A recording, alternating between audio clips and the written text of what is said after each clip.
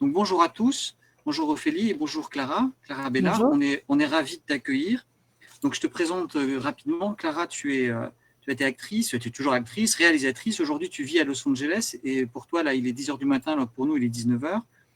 Et tu as pris un tournant, j'ai envie de dire, à un moment donné de ta carrière d'actrice. Tu es devenue réalisatrice, notamment sur un sujet peu habituel qui nous intéresse particulièrement, c'est-à-dire les apprentissages libres et autonomes dans un documentaire qui s'appelle Être et devenir, et qui est un peu le documentaire d'une génération. En tout cas, moi et plein de mes amis, il nous a marqués, parce que beaucoup d'entre nous ont fait un virement de vie, un changement de vie à la suite du documentaire.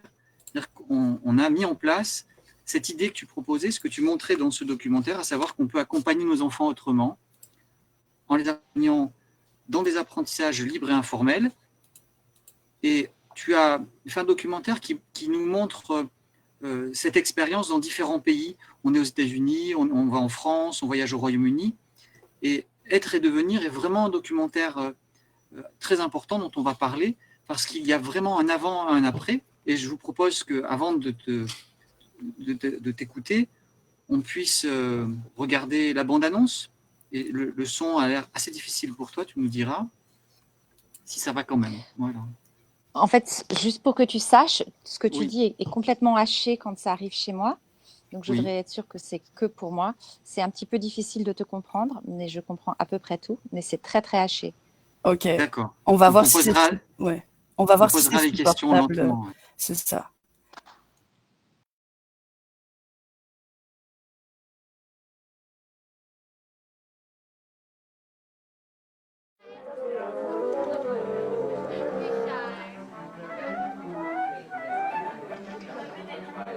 Quand notre fils est né, nous vivions entre Rio, Paris et Los Angeles. Quand il aurait l'âge d'aller à l'école, il nous faudrait choisir un pays. C'est alors qu'au fil de mes lectures et de mes rencontres, une autre possibilité s'est présentée à moi. Fallait-il vraiment un lieu et un temps pour apprendre ?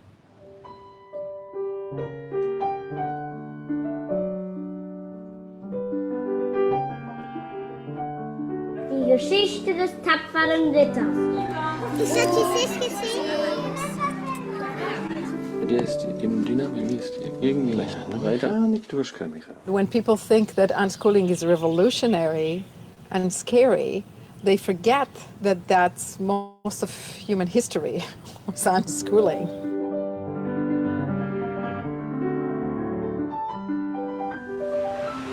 Rock, paper, scissors, shoot.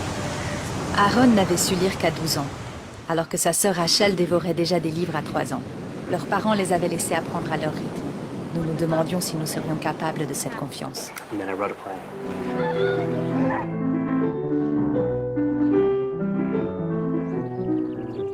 Quand c'est mûr, ça sort comme ça, comme une fleur qui se met à éclore. If you're doing abstract, it could be like loads of squares, say. One's big and one's small. You wouldn't know if that's perspective or one just being small and one being big. It's who's doing the measuring of what is necessary to be exposed to, and home education, and particularly child-led education, trust that the best person to make that choice is the person who is learning. Self-motivated learning, self-defined learning, life. It's just life, you know?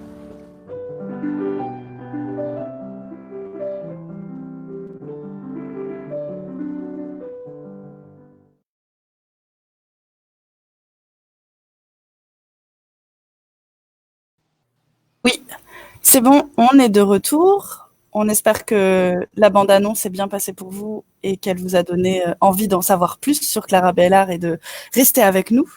Est-ce que c'est bon pour toi au niveau de la technique, Clara ? Moi, en fait, je suis en train de voir pour me connecter avec mon téléphone parce qu'on n'avait pas ce problème. Quand Oui, tout à l'heure, ouais. Ce que vous dites, tous les deux arrivent complètement hachés chez moi et c'est un petit peu dur à comprendre, mais on va essayer comme ça. Ok. Est-ce que tu crois que c'est possible qu'on repasse la bande-annonce et que tu puisses faire le changement avec ton téléphone ? Oui, ok. Ok, alors on fait ça. C'est parti.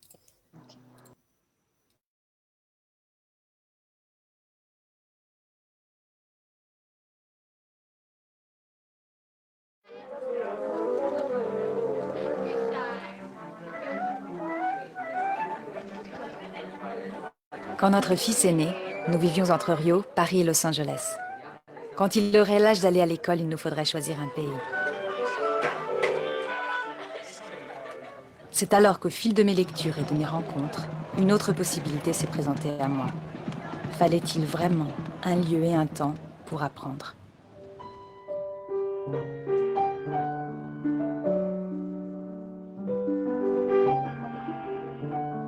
Die Geschichte des tapferen Ritters.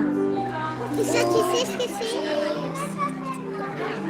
Der ist im Dynamo ist irgendwie weil da nicht durch kann ich. When people think that unschooling is revolutionary and scary, they forget that that's most of human history was unschooling.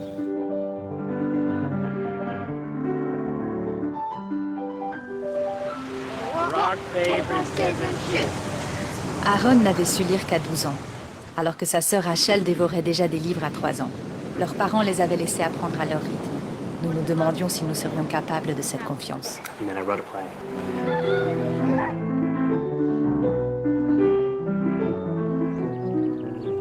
Quand c'est mûr, ça sort comme ça, comme une fleur qui se met à éclore. If you're doing abstract, it could be like loads of squares, say. One's big and one's small. You wouldn't know if that's perspective or one just being small and one being big. It's who's doing the measuring of what is necessary to be exposed to, and home education, and particularly child-led education, trusts that the best person to make that choice is the person who is learning. Self-motivated learning, self-defined learning, life. It's just life, you know?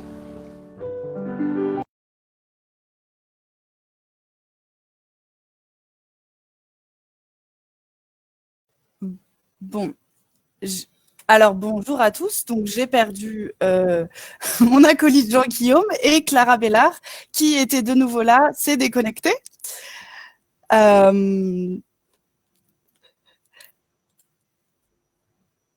Oui, exactement. Alors donc je vais inviter Manuel le temps que tout revienne dans l'ordre. J'espère que la technique ne nous empêchera pas d'arriver au bout.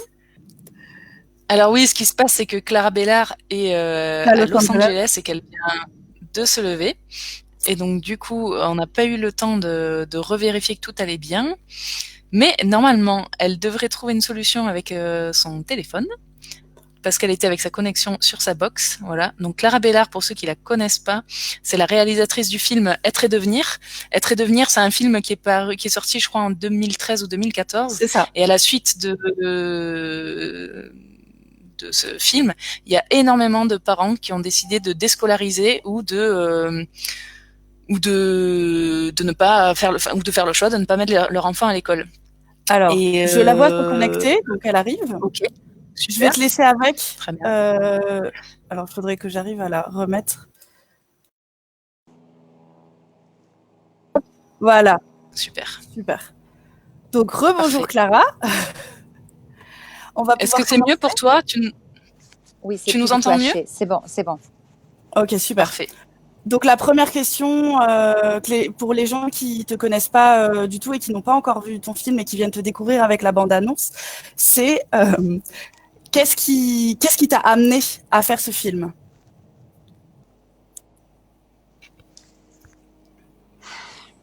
Ça remonte à loin maintenant, mais en fait c'était une urgence de partager. En fait, non, d'abord c'était comprendre, c'était découvrir. Je suis une grosse curieuse en fait, et j'étais tellement intriguée par ce concept quand je l'ai découvert. Je l'ai découvert aux États-Unis. Je pense pas que je l'aurais découvert en France. Le concept d'apprentissage autonome, c'est ça. Ok. Automotivée, autodéterminée. Personne dans mon entourage, dans ma famille, mes amis, mes lectures, rien ne m'avait préparée à comprendre ou même à savoir que ça existait. Et ça m'a vraiment titillée. J'ai voulu en savoir plus. Donc déjà, l'idée du documentaire, c'était partons à l'aventure et essayons de découvrir. Et puis, forcément, il y avait des auteurs tout d'un coup, des personnes qui avaient grandi comme ça, à qui j'avais envie de parler. Et puis forcément, je me disais, bon, leur téléphoner et leur dire je suis maman et j'ai des questions, je suis peut-être pas la seule, mais par contre, pourquoi ne pas en faire un film et puis partager ces réponses avec d'autres. Et puis très vite, j'ai rencontré tellement de joie, tellement d'évidence, tellement de fluidité de vie et de relations que j'ai envie de partager cette découverte, parce que j'étais tout à fait consciente que pour le coup, dans mon entourage, il y avait des personnes qui étaient en souffrance dans le système scolaire et qui ne savaient tout simplement pas qu'il y avait cette autre possibilité. Donc c'est devenu une espèce de responsabilité pour moi de partager l'info. Ton documentaire d'ailleurs a permis de faire basculer de nombreuses familles, c'est-à-dire qu'on a regardé un peu les chiffres et le nombre d'enfants non scolarisés ont doublé déjà entre 2000 et 2015. Et même si le pourcentage reste faible en France par rapport à il y a ces 3%, c'est ça? Alors j'ai Jean-Guillaume qui saute à chaque fois. Oui, c'est 3%, mais en fait, le nombre d'enfants déscolarisés en instruction en famille double chaque année. Est-ce que tu as conscience de l'impact que ce film a eu sur les parents, les familles qui t'ont regardé? J'ai conscience qu'il y a beaucoup plus d'écoute, en fait. Il y a beaucoup plus d'ouverture d'esprit. On s'est rendu compte en salle au début que c'était tellement politiquement incorrect ce qu'on venait raconter, qu'il y avait des personnes qui avaient des émotions extrêmement fortes, une énergie vraiment d'agression à tel point je ne pouvais plus être seule face au public. À un moment, une psy qui était dans la salle m'avait dit qu'il fallait qu'il y ait toujours quelqu'un à côté de moi pour absorber 50% de l'agressivité, de la violence qui m'était adressée. Mais je tiens à préciser qu'il ne s'agit surtout pas de prosélytisme ou de convertir ou de doubler le nombre de personnes non scolarisées. Il s'agit juste de passer l'info pour que tout le monde puisse faire un choix pour soi, pour sa famille, ensemble, qui convienne réellement à cette famille et à cette personne. Donc c'est du cas par cas. On m'a souvent dit qu'à partir du moment où l'enfant ou l'ado sait que c'est un choix d'aller à l'école, ça se passe beaucoup mieux. La question, c'est de décider pour l'autre et de ne pas avoir quoi que ce soit à dire sur sa propre vie. D'ailleurs, par rapport à ces films débats que tu as organisés, ensuite, tu en as fait un livre qui s'appelle aussi Être et devenir. Alors, je vais chercher l'image du livre. Est-ce que tu peux expliquer pourquoi tu as choisi, donc, après le film, de faire un livre ? Oui, donc Être et devenir, faire confiance à l'apprentissage naturel des enfants aux éditions L'Instant Présent. En fait, avec Claudia Renaud, donc aux éditions L'Instant Présent, elle m'en parlait depuis un moment et je disais, oh là là, non, j'en peux plus de ce thème, j'ai envie de faire autre chose de ma vie que de parler de ça. C'était tellement prenant déjà les ciné-rencontres, mais on s'est rendu compte qu'il y avait vraiment une demande, tout simplement parce que la directrice du cinéma Saint-André-des-Arts nous disait par exemple qu'elle n'avait jamais vu comme ça des attroupements de personnes qui continuaient à parler jusqu'au soir. Le film passait, à la fin, il passait tous les dimanches pendant des années à 11h du matin. Et le soir, il y avait encore des personnes à parler avec des gentils intervenants qui étaient restés parce qu'ils sentaient qu'il y avait une telle anxiété, un tel besoin d'échanger à ce sujet, ou tout simplement des parents non-sco qui se trouvaient dans la salle et qui étaient restés aussi pour partager, pour répondre.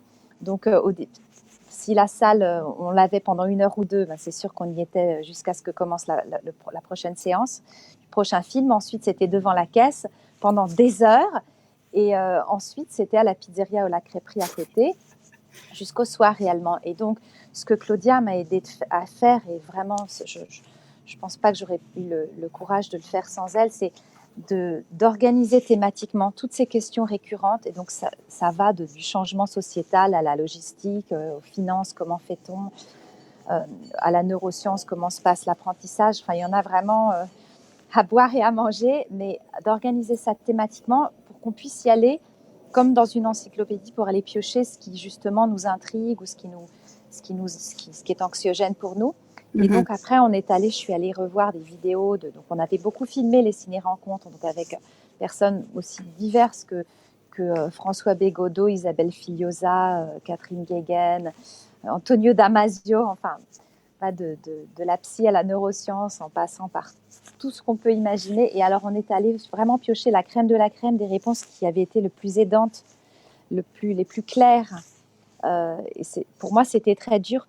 c'est comme au montage, hein, il y avait tellement de belles choses soutenantes qui ont été dites que là encore une fois, Claudia m'a beaucoup aidée pour couper, pour trancher, pour dire non, ça c'est plus fort, ça c'est plus aidant. Parce que moi, je trouvais tout tellement généreux et tellement aidant que j'avais beaucoup de mal à m'y retrouver là-dedans. Et au final, oui. Donc au final, il y a évidemment le scénario du film et des bonus, mais ça fait une 50aine de pages. Et en plus, il y a 200 pages pour aller plus loin. Ok. Claudia Renaud, du coup, qu'on recevra le 15 avril, donc avec laquelle on aura l'occasion de parler de son travail et des apprentissages libres et autonomes. Jean-Guillaume ? Oui.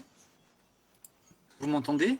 Parce que oui, j'ai une on connexion t'entend. qui est pas très bonne ce soir, donc je suis un peu intermittent. Moi, je ne vous vois plus, hein. Je ne vois. Est-ce que tu l'entends ? Non. Non plus, bon. Ok. Bon. Je t'entends toi, Ophélie. Ok, très bien. Bon, alors, on va continuer avec moi.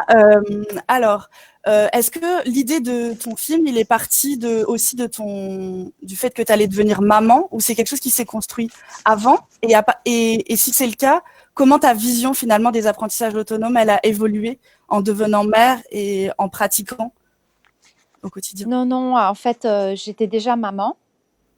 Et j'avais un petit garçon qui, déjà quand il était bébé, on me disait, tu sais, attention, les écoles alternatives en Californie, elles sont prises d'assaut, il faut y aller très vite, te mettre sur liste d'attente. Et donc, bon, on me disait ça et par curiosité, je suis allée visiter donc, les écoles Montessori, Reggio, Steiner, aussi le lycée français, parce qu'en tant que Française... artiste avec maigre revenu, je pouvais bénéficier d'une bourse parce que toutes ces écoles alternatives étaient hors de prix. Le lycée français, c'était un peu glaçant. C'était donc cravate à partir de 4 ans dans un endroit où on a envie d'être en maillot de bain toute la journée. C'était très bizarre. Donc, j'étais un peu perplexe par rapport à tout ça quand j'ai croisé dans un Whole Foods, dans un magasin de nourriture naturelle, une amie que j'avais rencontrée en cours de théâtre 10 ans auparavant, on ne s'était pas vus depuis, et puis maintenant on était toutes les deux mamans, et elle avait un fils de 4 ans et demi et moi un fils de 6 mois. On s'est retrouvés immédiatement en voyant qu'on était alignés sur tout un tas de valeurs communes, et on ne s'est plus quittés, et elle est un peu devenue la grande sœur que j'appelais quand j'avais des questions par rapport à mon bébé. Et parce que je me suis rendu compte très vite qu'en fait, en tant que maman, tout ce qu'on a tendance à penser qui est instinctif, en fait, très souvent, c'est culturel et c'est ce qu'on connaît, c'est ce qu'on a vu faire autour de nous, ce que nos parents ont fait avec nous. Et qu'en fait, souvent, si on n'a pas l'information sur d'autres possibles, on ne va pas avoir l'instinct. Donc, par exemple, j'ai découvert, quand il avait 2 mois, qu'il pouvait faire pipi, me prévenir qu'il avait envie de faire pipi, caca, et que du coup, on pouvait, avant qu'il soit capable de s'asseoir, le tenir sur un pot pour éviter qu'il se souille. Et qu'à partir du moment où on lui offrait cette possibilité, il nous communiquerait ce besoin parce qu'il n'avait pas envie de se souiller. Mais ça, mon instinct n'aurait pas pu me guider vers ça parce que j'ignorais totalement que c'était possible. J'avais même appris dans des livres que physiologiquement, ce n'était pas possible pour un bébé. Pour ceux qui ne connaissent pas, c'est l'hygiène naturelle infantile, si ça en intéresse pour ceux qui souhaitent faire des recherches par la suite. Et donc voilà, donc cette amie, son fils, à 4 ans et demi, aujourd'hui, ça me paraît complètement dingue de me dire que c'était étonnant qu'à 4 ans et demi, son fils n'aille pas à l'école. Mais pourtant, voilà, en tant que Française, j'étais tout à fait formatée sur le fait qu'à 4 ans et demi, on est à l'école. Donc déjà, c'était étonnant que ce petit garçon, 4 ans et demi, soit déjà dans le unschooling. Ça me paraît dingue parce qu'aujourd'hui, pour moi, on peut parler de unschooling qu'à partir de 6-7 ans. Avant, c'est la vie. Et puis après, pour ceux qui continuent, ça continue d'être la vie. Mais voilà, donc, et j'ai remarqué, puis on est devenus vraiment très proches, et il a eu une connexion tout de suite avec mon fils. Et c'est là que j'ai vu aussi que chez ces enfants qui ne sont pas regroupés par tranche d'âge, il n'y a pas cette séparation par âge, ni par fille, garçon. D'ailleurs, je ne vais pas jouer avec les filles. Donc, il n'y a pas ces séparations-là. D'ailleurs, les liens d'amitié peuvent aussi se faire avec des adultes ou avec des aînés. Donc très vite, il a eu une grande affinité avec mon fils, qui était pourtant un bébé, puis un bambin. Et j'ai remarqué qu'il y avait quand même quelque chose de différent. C'est difficile, on n'a pas envie de généraliser, mais il y avait le fait d'être de diriger son quotidien, sa vie, qu'il s'était inventé lui-même et auquel il s'attelait pendant des heures avec une concentration, un enthousiasme. Et puis il Est-ce me que parlait tu peux comme donner un exemple concret, si tu en as en tête? Oui, ce petit garçon est très manuel et donc sa maman l'emmène à ce qu'on appelle Primitive Skills Gathering. J'ai toujours du mal à traduire, ce sont comme des festivals de connaissances primitives. Ok. Donc, voilà, si jamais il y avait une troisième guerre mondiale, l'idée c'est que la plupart de nos enfants qui vont à l'école auraient du mal à survivre. Enfin, d'ailleurs, est-ce qu'on y est dans la troisième guerre mondiale? C'est une autre question. Mais c'est tout un tas de choses mentales et intellectuelles. Mais est-ce qu'on sait trouver de l'eau qui soit potable, se construire un abri, faire du feu? Donc là, en l'occurrence, il savait faire du feu, même s'il pleut, il était capable sans rien de commencer un feu. Et donc de construire, il s'attelait à faire de la corde en fait. Donc il avait appris comment dans la forêt trouver les matériaux nécessaires pour faire de la corde. Et il y avait tout un tas de cordes différentes, je ne savais même pas qu'elles existaient, que lui m'avait apprises à faire. Et c'était d'ailleurs très, très agréable, très méditatif. Mais ça demande une concentration et une patience qu'on n'attendait pas forcément d'un enfant de cet âge. Surtout qu'on a plutôt l'habitude de lui dire termine, continue, termine ce que tu as commencé, c'est l'heure de faire ci, donc va jusqu'à la fin de l'heure, etc. Alors que là, la démarche était l'inverse, c'était de ne pas l'interrompre. Et s'il avait envie de faire ça pendant 4 heures, eh bien qu'à cela ne tienne, il ne s'agissait pas, comme l'appelle John Taylor Gatto, de subir la dictature de la cloche et de passer à autre chose sous prétexte que l'heure a changé. Ce que tu as constaté, en fait, c'est que ces enfants cet enfant était capable d'appréhender les choses de la vie quotidienne et de se débrouiller finalement de manière libre, et c'est-à-dire qu'il avait accès à certaines choses que tu n'avais pas retrouvées chez les enfants qui avaient suivi un système scolaire traditionnel, qui était allé à l'école. En fait, c'est logique. Quelqu'un à qui tu dis heure par heure ce qu'il faut faire, ce qu'il doit faire, ça devient un petit peu plus difficile d'identifier, de reconnaître et d'écouter la petite voix qu'on a tous à l'intérieur qui nous dit ce qu'on a envie de faire, ce qui est important pour nous au moment présent. Après, c'est pas du tout pour démoraliser, parce que les parents qui ont eu des enfants qui ont été SCO, puis DESCO, puis voire ROSCO après, m'ont tous dit de façon unanime que le naturel revient au galop en fait, et qu'en général ça peut prendre du temps, que plus l'enfant a été scolarisé, plus ça peut prendre du temps. Donc en général on m'a dit 1 mois par année de scolarisation, et donc il peut y avoir une période où d'un coup on se dit mais il n'a rien envie de faire, il fait rien, c'est une période de déconstruction de l'enfant pour qu'il puisse à nouveau découvrir qui il est intérieurement, quelles sont ses envies et vers où il veut aller. Dans ton film, tu parles de la différence entre liberté et permission. Enfin, c'est pas exactement les mêmes mots. En anglais, c'est license and freedom. Souvent, on entend beaucoup de parents, enfin moi en tout cas j'en ai beaucoup entendu, peut-être que tu en as entendu lors de tes conférences débats, qui disent mais alors est-ce qu'on doit laisser tout faire à l'enfant, est-ce qu'il est complètement libre, toi quelle est ta vision des choses par rapport à ça? Je me rends compte que pour moi c'était dit une fois dans le film par Naomi Aldort, et pour moi c'était suffisant.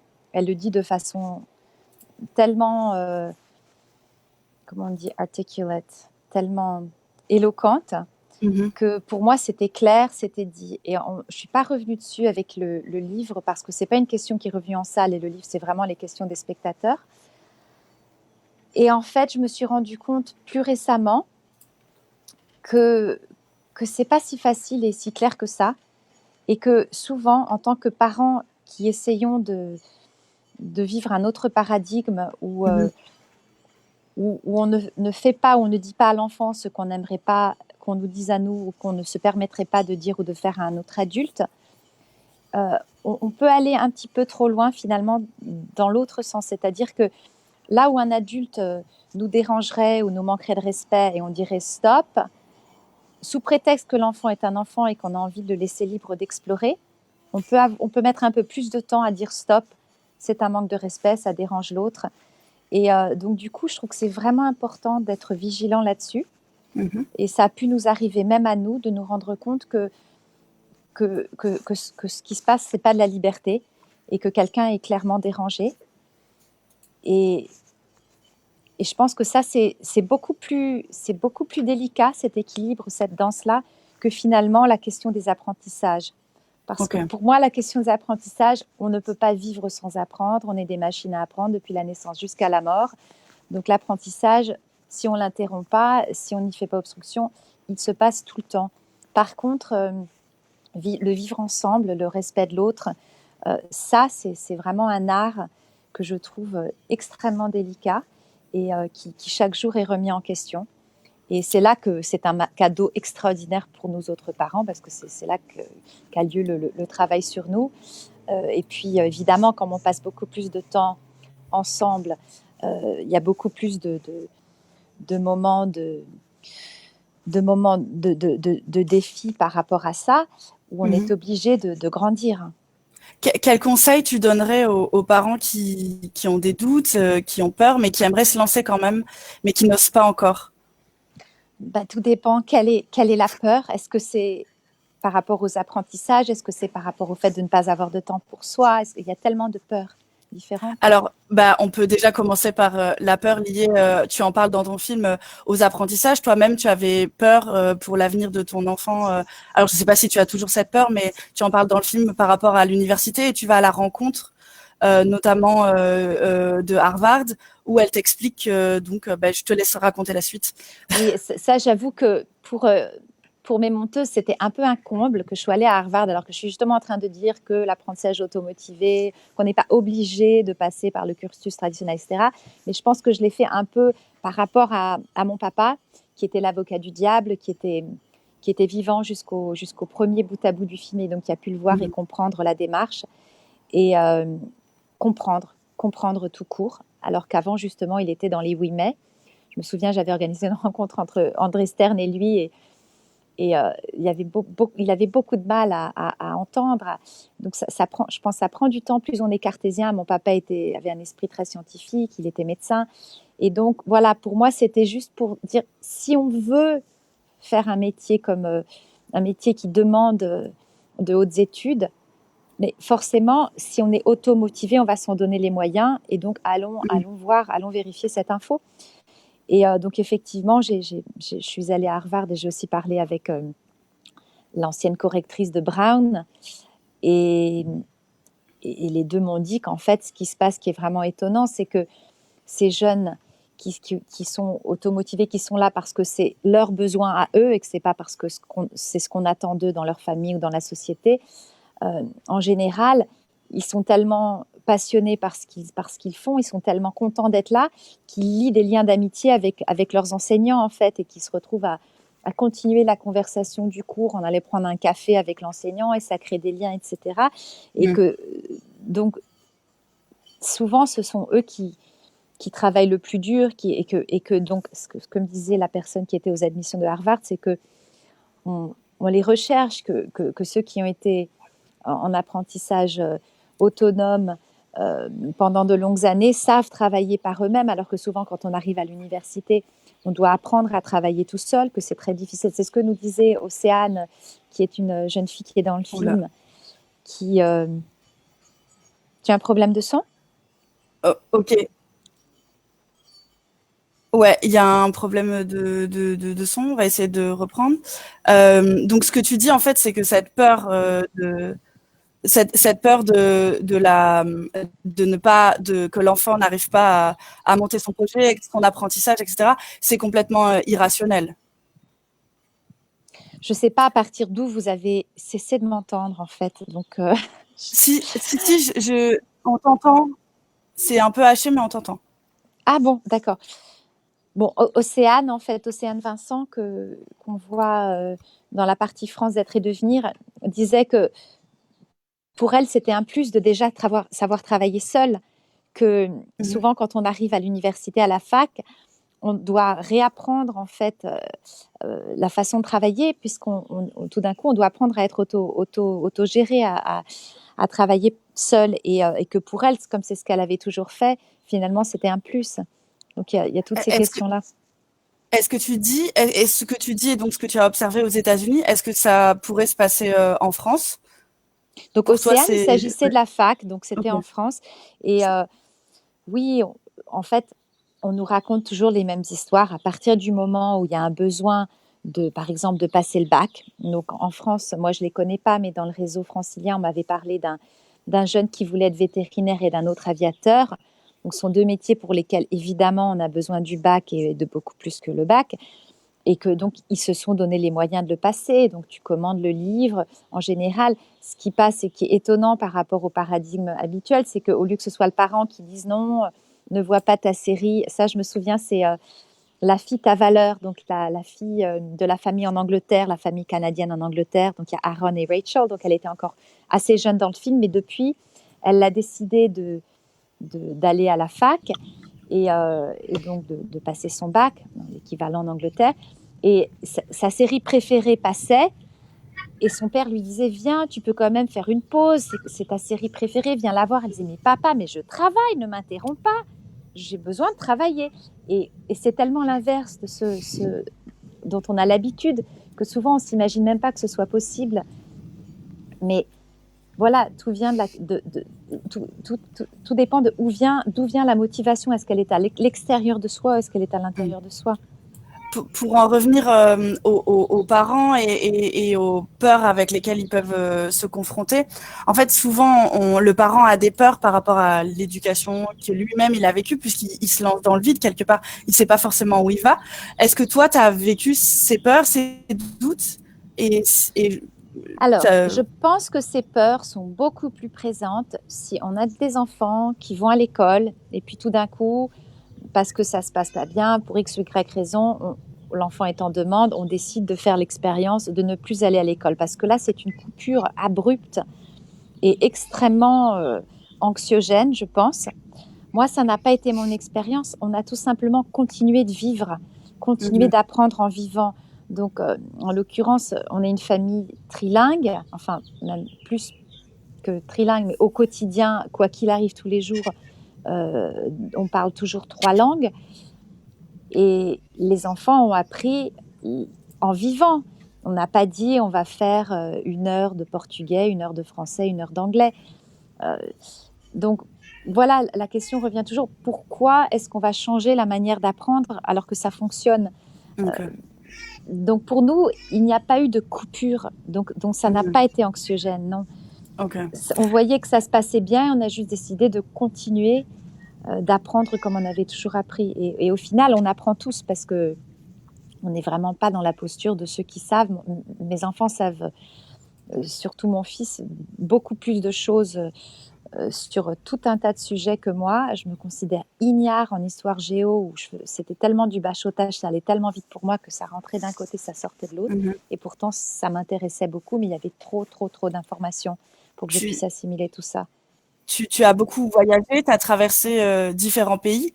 Est-ce que tu as observé que les apprentissages autonomes ou la vision en fait de l'enfant par rapport à cette déscolarisation, elle est plus simple ou elle est plus acceptée dans certains pays que dans d'autres? Oui, ce qui est très étonnant, c'est que dans les pays anglophones, il y a beaucoup plus de liberté d'apprentissage. Donc, Australie, Nouvelle-Zélande, Royaume-Uni, États-Unis. Alors, et ce qui est très étrange, c'est Canada anglophone, où on appelle ça le life learning. J'aime beaucoup ce terme. C'est vraiment ce que je venais de décrire, c'est la vie. Par rapport au Québec, c'est drastiquement différent. Donc, au Canada anglophone, c'est tout à fait légal et très courant. Il y a un magazine, Life Learning Magazine, que j'aime beaucoup. Et quand on a fait une sortie nationale au Québec, j'ai fait beaucoup d'interviews radio et je me suis rendu compte qu'il y avait, comme en France, finalement, quelques années plus tôt, pas mal d'agressivité, pas mal de rancœur que je vienne proposer cette option-là. Et j'ai découvert qu'au Québec, alors c'était il y a 2 ans à peu près, je ne sais pas si ça a changé, mais je ne crois pas, non seulement le unschooling est illégal, mais même les écoles démocratiques le sont. C'est-à-dire qu'on peut faire l'école à la maison en suivant le programme, mais on est obligé, que ce soit dans une école ou pas, de suivre le programme. Et donc, par définition, les écoles démocratiques sont illégales. Ok. Alors que c'est le même pays finalement. Donc, je ne comprends pas comment. C'est juste parce qu'on passe d'une... Enfin, voilà. Est-ce que c'est pour ça que tu as choisi de vivre en Californie? Est-ce que c'est parce que c'est plus souple au niveau de la loi par rapport à la déscolarisation? Non, pas du tout. Ça, c'est en fonction du travail d'abord. Et puis finalement, je n'ai pas l'impression d'être attachée géographiquement quelque part. Je suis un petit peu un oiseau et je suis ici, je pourrais être ailleurs demain. Ok, on va reprendre du coup sur l'IEF, donc l'instruction en famille.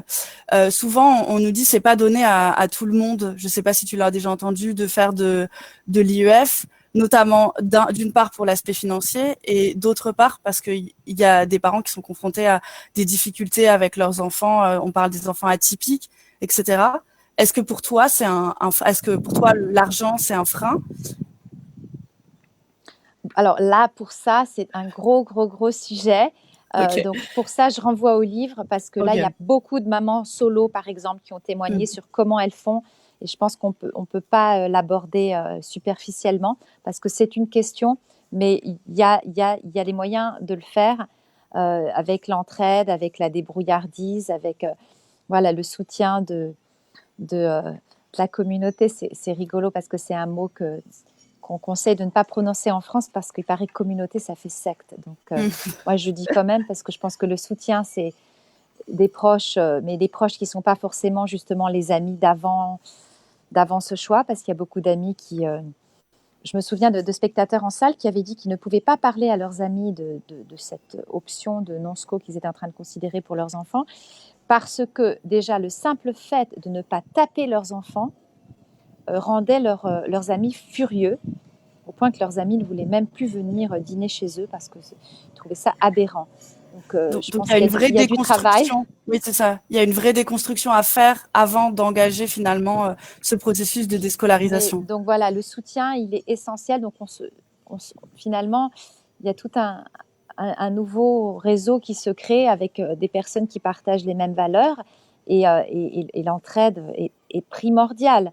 Qu'il y ait de l'argent ou qu'il n'y ait pas d'argent de toute façon, parce qu'il ne s'agit pas que l'enfant l'enfant n'est pas avec ses 2 parents et basta. L'enfant rencontre une quantité dans son quotidien d'autres adultes, d'autres jeunes et d'aînés, bien sûr, puisqu'il y a idéalement plus cette séparation. On met les aînés dans des maisons et les petits dans d'autres. Au contraire, ils ont tellement à se donner. Mais ensuite, quand ta question avait 2 parties, c'était la logistique, le côté financier. Ah oui, les 10. En fait... encore une fois, je suis pas spécialiste, je suis juste maman et curieuse. Mais c'est ta vision qui nous intéresse. Oui. Voilà, mais je ne peux juste témoigner parce que moi, je n'ai pas de 10 a priori dans ma famille, quoique peut-être. Mon mari pense qu'il est 10, que voilà. Donc, on vit. Ce qui est vraiment étonnant, c'est que Aaron, le jeune Canadien en Angleterre, donc qu'on voit en début de la partie Angleterre dans Être et Devenir, il n'y avait pas la place dans le film, mais on les a mis dans les bonus du DVD, donc c'est raconté dans le livre. Cette histoire comme quoi Aaron, qui a appris à lire si tard et qui a écrit une pièce de théâtre 1 an après, très très tard, donc je ne sais plus si c'était 13-14 ans, Aaron, vers 16 ans, je ne sais plus pour quelle raison, a rencontré une orthophoniste et puis a décidé de lui demander un diagnostic et elle lui a dit qu'il était sévèrement dyslexique. Et ce qu'elle lui a dit, contrairement à ce qu'on a l'habitude d'entendre, où il dit c'est bien de diagnostiquer comme ça, on peut aider parce qu'en tant que parent, on veut savoir pour pouvoir apporter les clés à notre enfant. Elle a dit juste le contraire. Elle a dit heureusement que tu n'as pas été diagnostiqué parce que ça aurait atteint ta confiance en toi et tu n'aurais pas été capable d'inventer comme tu l'as fait, ce système qu'il a inventé au moment où c'était le moment pour lui, au moment où il était prêt, au moment où c'était important pour lui. Il a inventé tout un système avec des couleurs extrêmement sophistiquées, complexes, qu'il a créé pour lui et par lui-même et qui a fonctionné en l'espace de quelques jours.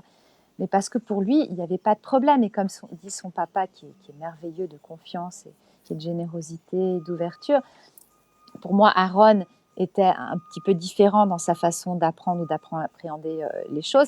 Mais comme on est tous différents, Aaron était tout simplement Aaron. Et donc, il n'y a pas eu cette étiquette. Et finalement, l'étiquette qui peut, dans certains cas, aider à mieux guider, peut aussi apparemment freiner, voire bloquer. Ok. On va revenir par rapport à la vision internationale un peu de l'instruction en famille, parce que j'ai beaucoup de questions des spectateurs, des auditeurs qui nous regardent. Oui, il faut que je fasse des réponses beaucoup plus courtes pour qu'il y ait plus de questions. Alors, donc, la première question, c'est une question de Gégé Dean qui demande si tu as une idée de la différence d'appréhension du unschooling. Pourquoi elle est différente au Québec et au Canada? Il y a Thierry Pardo qui explique qu'au Québec, c'est plus compliqué que dans le reste du Canada. Oui, mais ça, je viens d'en parler. Ok. Donc peut-être qu'elle vient d'arriver. Alors peut-être qu'elle vient d'arriver. Tu pourras retourner en arrière parce que j'en parle. Je ne sais pas pourquoi, mais je trouve ça délirant. Et ce que je disais donc, c'est que même les écoles démocratiques sont illégales au Québec parce que tu dois suivre le programme. Donc c'est pas juste le unschooling. Donc c'est complètement dingue. C'est que tu peux faire le homeschooling, tu peux faire l'école à la maison, mais tu ne peux pas ne pas suivre les programmes. Donc tu n'as pas le droit d'ouvrir une école démocratique. D'accord. Donc je ne comprends pas. Je ne comprends pas comment c'est possible dans le même pays. C'est pas la raison. Voilà, Oui, par rapport au Canada où c'est au contraire une énorme ouverture pour les apprentissages. Je ne comprends pas. Je ne sais pas. Et peut-être que Thierry Pardo, qui vit là-bas, aura plus d'explications à donner. Écoute, si j'ai tu l'auras en live. Voilà. Si Thierry Pardo, on l'a eu, ça a été le premier à venir parler des apprentissages informels il y a donc fin mars. Donc pour ceux que ça intéresse, vous pouvez retourner dans le replay. Ouais. Et j'invite Thierry Pardo à répondre dans les commentaires s'il a une réponse plus précise au niveau de la loi, comment ça se passe. Et Thierry a des témoignages d'ailleurs dans le livre qui sont hyper intéressants justement par rapport à sa situation au Québec. J'ai une question de Lily Hunn qui demande pourquoi tu trouves étonnant que le unschooling soit plus accepté dans les pays anglo-saxons. Parce que je trouve que quand même culturellement, de l'Australie, de la Nouvelle-Zélande aux États-Unis, à l'Angleterre, enfin, il y a quand même... D'abord, c'est très loin géographiquement. Je ne vois pas pourquoi, juste moi, je ne comprends pas. Si tu as une explication, Lily, j'aimerais bien la recevoir. Oui. C'est Lily, c'est ça qui... Oui, c'est ça, c'est Lily, oui. Tu trouves pas, elle ne trouve pas ça étonnant, Lily? Apparemment, elle se questionne aussi. Parce que, par exemple, un pays comme la Suède, qui est extrêmement anticonformiste, par exemple, actuellement, la Suède, on en parle très peu d'ailleurs dans la presse mainstream, mais la Suède ne fait pas le confinement. Enfin, jusqu'à nouvel ordre, j'ai lu ça il y a 4 jours.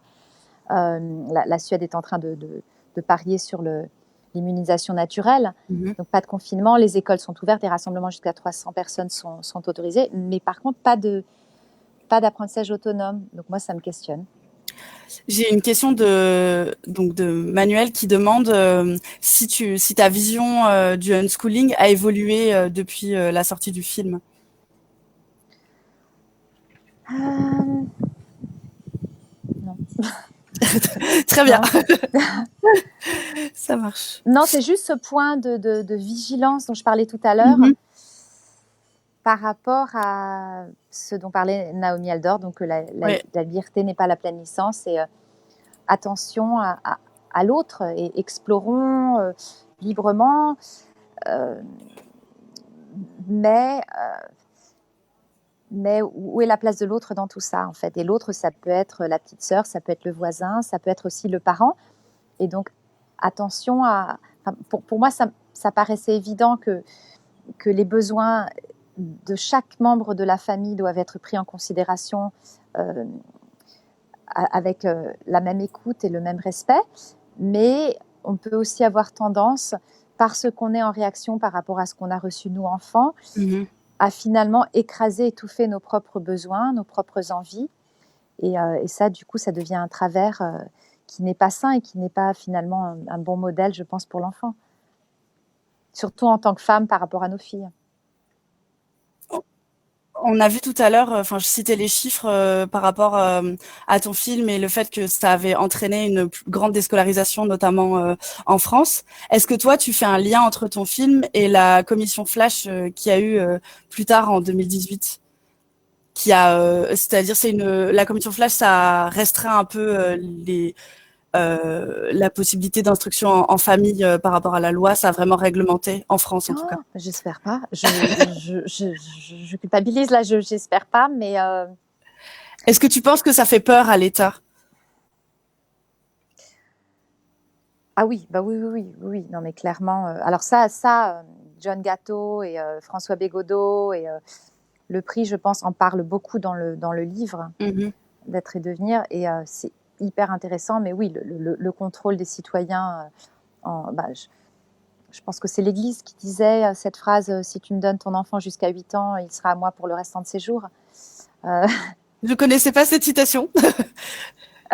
Je sais plus d'où elle vient, mais en tout cas, je pense que le formatage, c'est intéressant parce qu'en France, on nous dit souvent l'argument qu'on entendait beaucoup, c'est oui, mais c'est à l'école qu'on apprend à avoir un esprit critique.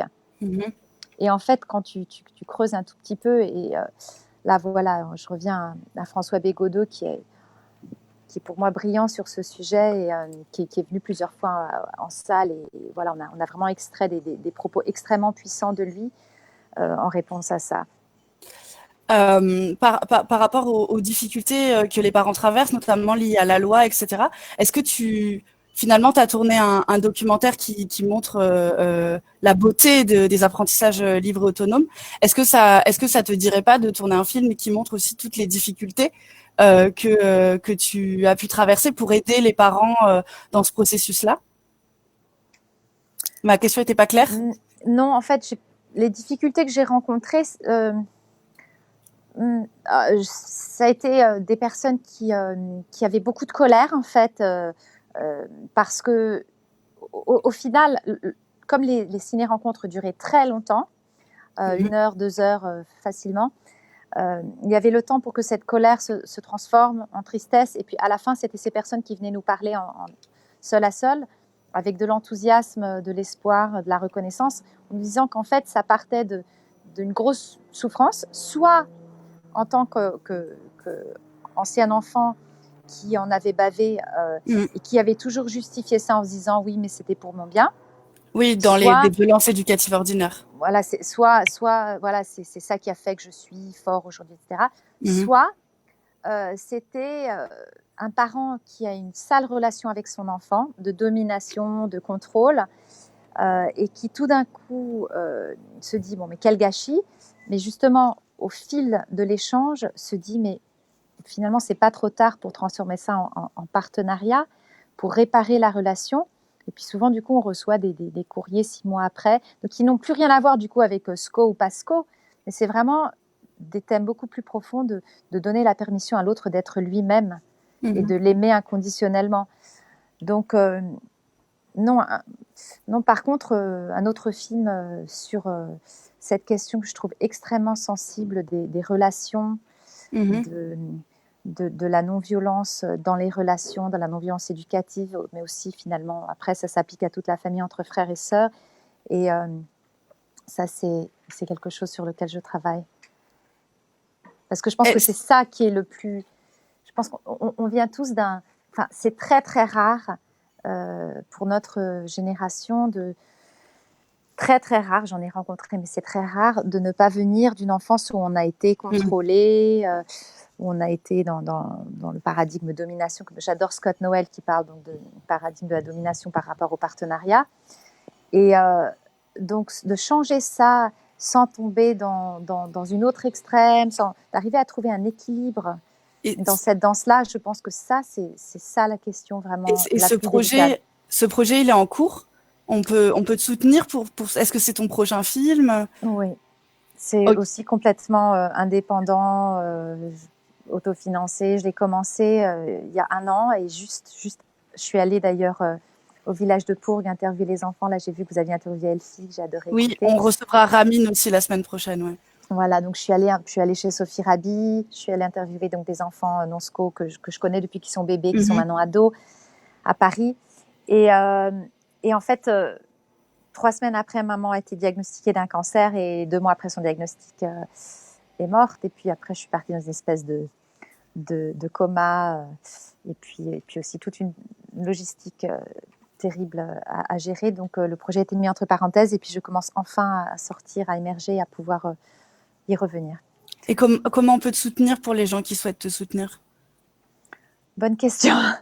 Est-ce qu'on peut, par exemple, inviter les gens à aller acheter ton livre qui va sortir en e-book dans les jours qui suivent? On donnera la date précise la semaine prochaine dès que Victorine Meyers nous l'a fournie. Je sais aussi que sur le site qui est dans la banderole qui passe, vous pouvez aussi louer ou acheter le film. Ça peut déjà être un premier soutien. Est-ce que tu vas mettre en place oui, il faut un crowdfunding ou quelque chose comme ça? Ok, bah on relaiera à ce moment-là pour les gens que ça intéresse sur la page. J'ai des questions par rapport à le film Être et devenir. Est-ce qu'il y a des choses que tu changerais dans ce film ou au contraire tu referais tout pareil par rapport au retour que tu as eu? Bah non, le film il est ce qu'il est. Je reviendrai pas en arrière. On m'a dit, il y a eu toutes sortes de choses. Il y a eu bisounours. Elle a caché elle a caché les zones d'ombre. Mais les zones d'ombre, je les ai pas rencontrées en fait. Donc c'est ça que je réponds à chaque fois, c'est que je n'ai rien caché. Au contraire, ma démarche était vraiment celle d'avocat du diable parce que je partais vraiment avec les questions de mon papa qui était extrêmement sceptique et je voulais justement pouvoir parler des difficultés et je pense qu'on en parle, mais c'est un mode de vie tellement, tellement joyeux que d'être à l'écoute les uns des autres et le principe même est la remise en question et l'adaptabilité et le fait que dans chaque famille ce sera différent. Donc si quelque chose ne se passe pas bien, justement on s'adapte et on change. Donc c'est pour ça que c'est très difficile de mettre le doigt sur oui, il peut y avoir des parents qui n'ont pas travaillé sur eux et avec qui c'est toxique de passer trop de temps, mais c'est pas le propos du film. Le propos du film, c'est de comprendre ce qu'est l'apprentissage autonome, comment ça se passe, comment on apprend, comment. Oups. Donc non, de toute façon, j'ai travaillé avec 2 monteuses qui ont eu aussi, qui sont tout autant responsables que moi de la création de ce film et je pense que on est allé jusqu'au bout de ce qu'on. Je pense pas qu'on changerait quoi que ce soit, non. On ferait un autre film. Ouais, bah donc le prochain film qui sera donc sur ce que tu disais, les violences, et le fait aussi de comment sortir finalement, changer de paradigme entre l'éducation qu'on a reçue et l'éducation qu'on veut donner ensuite à nos enfants. Et par rapport à ça, actuellement, donc on est en plein confinement. Bon, je crois que c'est pareil pour toi aux États-Unis. Est-ce que tu penses que ce confinement va aussi être le début d'un changement sociétal, ou en tout cas va changer les mentalités, comme un aha effect, un choc? Oui, alors là, d'ailleurs, confinement, c'est tout petit chez moi et c'est l'heure du petit déjeuner, donc je suis allée m'exiler dehors. Mais oui, on est confinés et clairement, oui, il y a un niveau de conscience extraordinaire. Je pense que ce retour à soi, justement, ce retour à sa famille, moi, j'ai jamais autant pris le temps de méditer qu'en ce moment. Je trouve que c'est en train de se passer et le fait d'être confronté à soi-même et à ses enfants, pour ceux qui n'ont pas l'habitude de passer autant de temps avec eux, nous oblige à accélérer le processus de travail sur nous-mêmes, de travail sur la relation, sur l'écoute, sur la communication. Et donc, je pense que de façon globale, on va sortir de ça beaucoup plus éveillé, beaucoup plus conscient. Et pour finalement, quel est le conseil que tu donnes alors on revient toujours, mais les gens en général attendent du concret. Je pense que tu l'as vécu aussi dans tes débats où ils sont complètement perdus face à toutes ces émotions qui leur arrivent, à ce qui se passe pendant ce confinement. Qu'est-ce que tu donnerais comme conseil pour que ça se passe au mieux On entend malheureusement qu'il y a beaucoup d'enfants qui sont dans ces moments-là victimes de violences éducatives ordinaires parce que les parents n'en peuvent plus.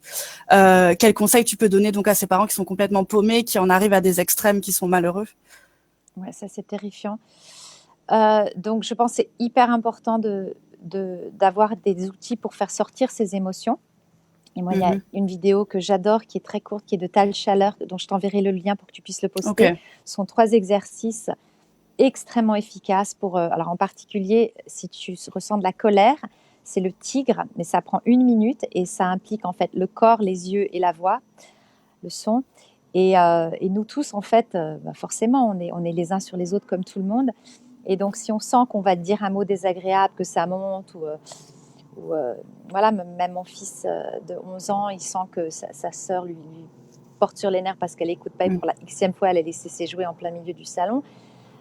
Il dit maman, viens faire le tigre avec moi, parce que c'est sympa de le faire à 2. Et on va dans une autre pièce et waouh, c'est extraordinaire. Donc ça, je te donnerai le lien. Je pense que il faut changer de pièce quand on sent que ça monte. Il faut s'isoler et identifier ce qui marche pour nous. Et ça, on en parle beaucoup en CNV, mais pour chacun, il y a des outils d'autorégularisation qui seront différents et c'est important de les identifier, de voir ce qui fonctionne. Si c'est d'aller prendre une douche froide ou juste de se passer un peu d'eau froide, si c'est d'aller marcher, de sortir, d'aller marcher, si on a le droit de se faire vite une autorisation. Sauter sur il y a des gens qui ont un mini trampoline de salon, boxer, faire enfin, chacun, écouter, mettre de la musique dans un casque, mais identifier ce qui fonctionne bien pour nous et surtout ne pas parler, comme le dit Thich Nhat Hanh, ne pas parler quand on est en colère, parce qu'on va toujours le regretter. Et surtout, évidemment, mon Dieu, surtout ne pas... Oui. Est-ce que ton fils a vu le film? Oui, il y a longtemps. Et qu'est-ce que lui, il en a pensé? Quel a été son retour? Il était tout petit, en fait. Il était tout petit quand il l'a vu je ne sais même pas s'il l'avait vu en entier. C'était pour le montrer à son copain, justement, de 4 ans de plus, qui était un tout petit peu dedans, puisqu'il apparaît en photo au début du film. Et donc, son copain l'avait vu en entier. Donc, son copain avait peut-être 9 ans. Et lui, à 5 ans, 6 ans, je ne sais pas. Non... Okay. Il est par contre souvent arrivé en salle avec moi pour les ciné-rencontres à la fin et il a donc revu 40 fois les 5 dernières minutes. Par rapport aux émotions, j'ai des commentaires qui me disent oui, mais c'est aussi important de ne pas défouler ces émotions et d'aller voir ce que ça représente aussi à l'intérieur de soi et qu'est-ce que ça veut dire et d'aller explorer finalement ces émotions pour pouvoir les guérir. Donc là, on est dans explorer et transformer ses émotions. Absolument. Voilà. Là, je parlais du moment où tu t'apprêtes à dire un mot blessant, humiliant, jugeant un enfant ou à ton conjoint, voire à être violent physiquement. Là, c'est de l'urgence. Ouais. Après, bien sûr, il y a tout un travail à faire, mais là, dans les moments d'urgence, je trouve que cet outil est extrêmement efficace et c'est surtout ne pas déverser sur l'autre. Parce que le tigre, mon mari l'a fait une fois devant nous et ça faisait peur. Donc, c'est à faire seul, un peu plus loin. Parce que si on ressent de la colère suite à quelque chose qui vient de se passer avec quelqu'un, c'est clairement important de faire sortir cette colère, mais pas sur l'autre. Ce qui est important, je pense, globalement, c'est que les parents prennent conscience dans le unschooling qu'il faut faire un travail sur soi et qu'il y a un travail thérapeutique, un chemin à faire pour atteindre une sorte de sérénité intérieure et éviter tout geste qui peut être malheureux et être en conscience de ce qui se passe quand l'enfant il va avoir une réaction et que tout d'un coup, nous, en tant qu'adultes, on se prend une émotion en face. Ça, je le dis et je le répète, mais on en reparlera probablement dans les prochaines, avec les prochains intervenants qu'on recevra, notamment avec Arnaud Dereau qu'on reçoit dimanche sur la bientraitance. On abordera cette thématique-là. J'ai des commentaires qui reviennent un peu à la question sur les profils atypiques et qui demandent si du coup tu n'as pas rencontré d'enfants illettrés. Non. Non, mais ça, on revient toujours à Alan Thomas. En fait, ça dépend de la culture dans laquelle tu vis. Je ne suis pas allée dans des pays où interviewer des familles dans des villages où le livre n'existe pas, où où la lecture ne fait pas partie du quotidien, en fait. Nous, on vit dans des sociétés où, pour tout, même pour jouer à un jeu, on a besoin de savoir lire les mots pour tout un tas de jeux, ou en tout cas pour lire le mode d'emploi. Même ne serait-ce que pour les jeux vidéo, on a besoin de savoir lire. Donc, non, je n'ai pas rencontré, mais encore une fois, c'est parce que ça fait partie de notre culture. Et si tu vas dans une culture où ce qui fait partie du quotidien, c'est de reconnaître les herbes, les plantes, les fruits, dans ce cas-là, c'est un autre langage. Mais Alan Thomas le dit, je ne sais plus quelle est la phrase exacte, il le dit dans le film, je pense, c'est qu'on apprend ce dont on a besoin pour fonctionner dans la société dans laquelle on vit. Ok. Pour clôturer, j'aimerais bien avoir, donc, pour revenir au confinement, etc., ton avis, est-ce que ta vision, en fait, sur un changement de paradigme par rapport à l'école, à l'instruction en famille, est-ce que tu penses que donc c'est un changement, en fait, comment? Alors, il faut que je reformule ma question dans ma tête, excuse-moi. L'idée, c'est, pour toi, en fait, quand on parle des violences éducatives ordinaires, on se rend compte que c'est sociétal et que ça concerne pas des familles par-ci par-là et que c'est global. Et donc, finalement, est-ce que on devrait pas envisager, en fait, l'instruction, et j'appelle ça instruction, mais le vivre ensemble et le fait d'apprendre de manière autonome, de manière dans un changement de paradigme, c'est-à-dire de changer, en fait, complètement la société. Est-ce qu'il faudrait pas, genre, juste complètement changer, en fait, notre fonctionnement pour arriver à vivre avec cette idée des apprentissages autonomes? Ah oui, complètement. Ce serait idéal. Est-ce que tu penses que c'est possible? Je pense que c'est peut-être en train de se passer. Ok. Bon, on va finir sur ça. Je rappelle pour ceux qui le souhaitent donc que ton livre Être et devenir, donc qui est une sorte d'encyclopédie pour les parents qui se posent des questions sur les apprentissages autonomes, va être disponible en e-book à partir de la semaine prochaine. On donnera la date précise donc sur la page de l'école de l'enfance libre. Je rappelle donc, je crois qu'à partir de demain 8h, ton film Être et devenir va être donc disponible sur YouTube avec donc sur la plateforme de Family Cost. On le partagera aussi durant 24 heures, c'est ça, de 8h à minuit? 48 heures, enfin samedi 8h à dimanche minuit. Ok, très bien. Donc pour ceux qui veulent découvrir ton film et qui ensuite veulent te soutenir, tu mettras en place un crowdfunding. Ok. Pour nous, donc on se retrouve demain avec Doriane Kochinski, qui est donc assistante sociale et qui a travaillé donc avec les enfants et leur famille en centre d'hébergement et de réinsertion, et qui viendra nous parler donc de sa vision de l'enfance, et qui travaille aussi au service juridique de l'association LEDA qui s'appelle Les Enfants d'abord. Et dimanche, on recevra Arnaud Desroux qui a écrit donc sur la bientraitance, notamment en crèche et dans les systèmes collectifs. Donc, on viendra l'interroger sur sa vision donc de la bientraitance dans ces systèmes collectifs. Je te remercie beaucoup, Clara, pour ta participation. Merci à vous pour ce travail phénoménal tous les jours. Et si tu le souhaites, en fait, tu pourras répondre aux questions sur Facebook. J'ai pas pu passer toutes les questions, mais il y a beaucoup de questions qui ont été postées en commentaire. Donc, si tu veux, tu pourras y répondre. Sur votre page Facebook? Oui, c'est ça. Sur le replay, en fait, tu auras accès à toutes les questions qui ont été posées pendant le live. D'accord. Alors, moi, j'ai pas Facebook, donc il faudra peut-être que je passe par le compte de mon mari. Ça marche.